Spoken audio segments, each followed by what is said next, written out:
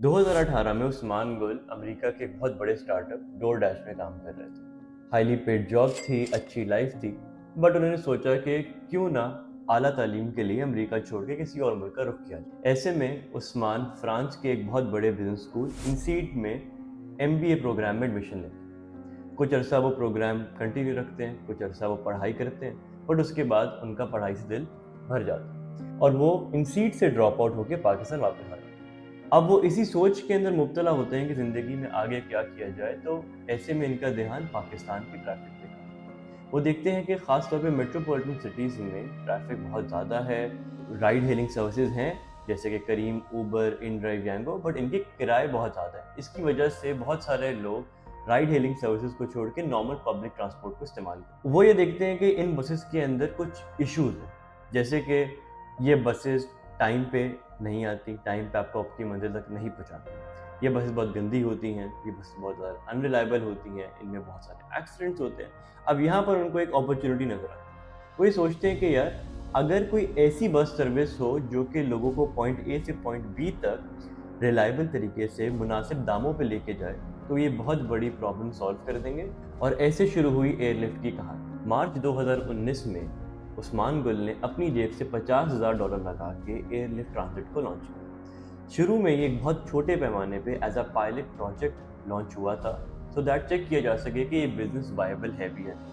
अगर airlift transit के business model को देखें तो ये बहुत सिंपल है। रेंट पे बसेस को लेके डेजिग्नेटेड रूट पर चलाना और कोशिश करना कि पूरे दिन में ज़्यादा से ज़्यादा कंज्यूमर्स ऑन बोर्ड किए जाए और इतनी रेवेन्यू जनरेट करना कि सारे एक्सपेंसेस भी कवर हो जाए और अल्टीमेटली कुछ ना कुछ प्रॉफिट भी बच जाए। लॉन्च होने के बाद अगले 6 महीने तक एयरलिफ्ट को बहुत ज़्यादा सक्सेस मिली और मिलती भी क्यों नहीं। ऐप बहुत ज़्यादा यूज़र फ्रेंडली थी, रेट्स बहुत ज़्यादा मुनासिब थे और कम्यूट बहुत ज़्यादा रिलायबल था। क्योंकि एयरलिफ्ट बहुत इफेक्टिवली लोगों की इस कम्यूटिंग प्रॉब्लम को सॉल्व कर रहा था, तो Aahista Aahista word of mouth बहुत ज़्यादा फैलना शुरू हुआ और बहुत बड़ी कंज्यूमर बेस बहुत कम टाइम में ऑर्गेनिकली एयरलिफ्ट ने बनाया और इसी वजह से एयरलिफ्ट ट्रांजिट के बिजनेस नंबर्स बहुत ज़्यादा इम्प्रूव होना शुरू हो गए। इस सक्सेस की वजह से एयरलिफ्ट ट्रांजिट ने बहुत सारे इन्वेस्टर्स की आईबॉल को गेज किया और अगस्त 2019 में एयरलिफ्ट को $2.2 मिलियन की सीड फंडिंग मिली। इस इन्वेस्टमेंट पुश की वजह से एयरलिफ्ट के पास अभी अपॉर्चुनिटी आ गई थी कि वो बाकी शहरों में भी एक्सपैंड करते और अपना प्रमोशनल बजट भी इंक्रीज करते, विच मीन्स डिस्काउंट। ये वो वक्त था जब मार्केट में एक इजिप्शियन स्टार्टअप ने एंट्री ली और वो था स्विवल। मार्केट में एक नए बिजनेस के आने की वजह से एयरलिफ्ट को एक झटका तो लगा, मगर एयरलिफ्ट वो स्टिल ग्रोइंग। अगर हम एयरलिफ्ट की बुकिंग्स पर डे की बात करें तो अक्टूबर 2019 में Airlift was doing 10,000 bookings per day. November में ये नंबर इंक्रीज होकर 17,000 पे चला गया, बट उसकी एक वजह है। नवंबर में एयरलिफ्ट को $12 मिलियन की सीरीज ए फंडिंग मिली थी, जिसकी वजह से उन्होंने अपने प्रमोशनल बजट इंक्रीज किए और ज़्यादा बुकिंग्स लेना शुरू कर दी। दिसंबर में ये नंबर 22,000 पे चला गया और जनवरी 2020 में Airlift was doing 33,000 bookings per day. January 2020 में कंपनी के पास इतना लिक्विड कैश था कि वो अगले 6 महीने तक के एक्सपेंसेस कवर कर सकते थे। खैर, फेब में प्रोजेक्टेड बुकिंग्स पर डे थी 41,000 और मार्च में 50,000, बट कंपनी फेब के बाद ऑपरेशंस कंटिन्यू कभी कर ही नहीं सकी बिकॉज ऑफ कोविड-19। पेंडेमिक की वजह से तो पूरा लैंडस्केप ही चेंज हो गया। ऑफिसेज वर्क फ्रॉम होम पे चले गए, फिजिकल क्लासेस के बजाय स्कूल्स ने ऑनलाइन क्लासेस देना शुरू कर दी, जिम्स बंद हो गए, रेस्टोरेंट्स बंद हो गए, खुला रह गया तो सिर्फ रिटेल सेक्टर। दुकानें, medical stores, vegetable shops, meat shops, ये सब वो चीज़ें थी जो कि ज़िंदगी गुजारने के लिए बहुत ज़्यादा नेसेसरी हैं। इस वजह से गवर्नमेंट ने इनको छोड़ के बाकी सब चीज़ों पे पाबंदी लगा दी और लोगों को फोर्स किया कि वो अपने घर में ही रहें, सो दैट और लोगों तक ये बीमारी ना फैले और कम से कम अमवात हो।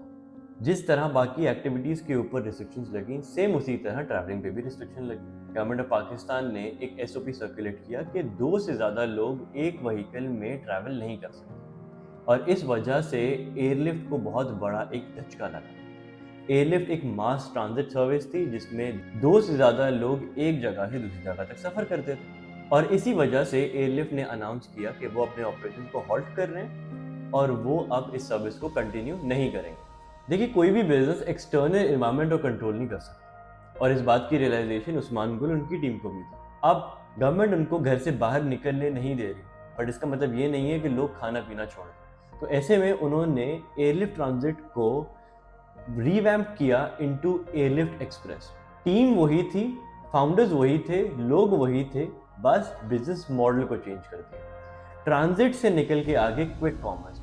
अगर एयरलिफ्ट एक्सप्रेस के बिजनेस मॉडल की बात की जाए, ये समझा जाए कि एयरलिफ्ट पैसे कैसे कमाने वाला था, तो वो बहुत ज़्यादा सिंपल है।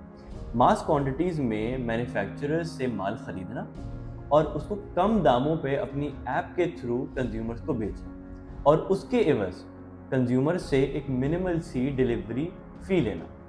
अब जैसे ही एयरलिफ्ट एक्सप्रेस लॉन्च हुआ, it became a huge hit. दिन के हज़ारों ऑर्डर आना शुरू हुए, कंपनी के पास बहुत सारा कैश आना शुरू हुआ, रेवेन्यू फिगर्स बेहतर होना शुरू हुए।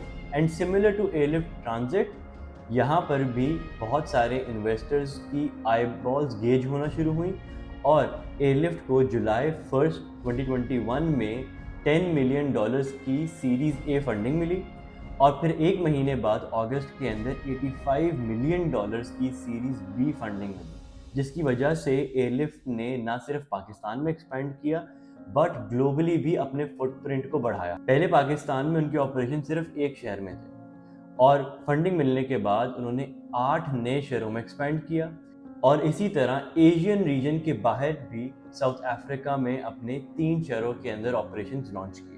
And Airlift was on to becoming one of the biggest startups in South Asia, and it was about to become Pakistan's first ever unicorn company. But जैसे ही कोविड ख़त्म हुआ, चीज़ें नॉर्मलाइज होना शुरू हुई, लोगों ने काम पे जाना शुरू कर दिया, स्कूल्स ओपन अप हो गए, रिटेल स्टोर्स खुलना शुरू हो गए, लोगों की मूवमेंट बढ़ गई, तो एयरलिफ्ट एक्सप्रेस की जो इम्पोर्टेंस थी वो कम होना शुरू हो गई, बिकॉज अब जो वो प्रॉब्लम पहले सॉल्व कर रहे थे, अब उसकी रेलेवेंस कम हो गई थी। पहले लोग घरों से नहीं निकल पाते थे, इस वजह से लोग एयरलिफ्ट से ऑर्डर्स प्लेस किया करते थे, बट अब things were back to normal, and eventually Airlift Express died. अब बात करते हैं reasons for the failure of Airlift की। सबसे पहला, wrong timing.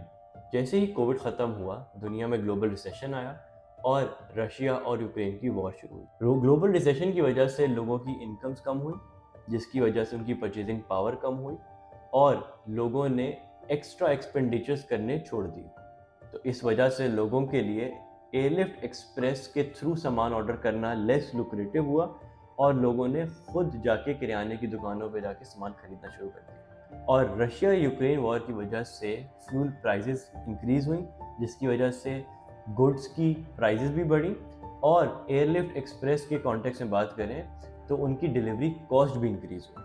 Second reason is rapid expansion. Airlift express ने बहुत रैपिडली एक्सपैंड किया एक बहुत छोटे टाइम फ्रेम में। जहाँ पर एक वेयरहाउस खोलने की ज़रूरत थी, वहाँ पे 5 वेयरहाउसेस खोल दिए।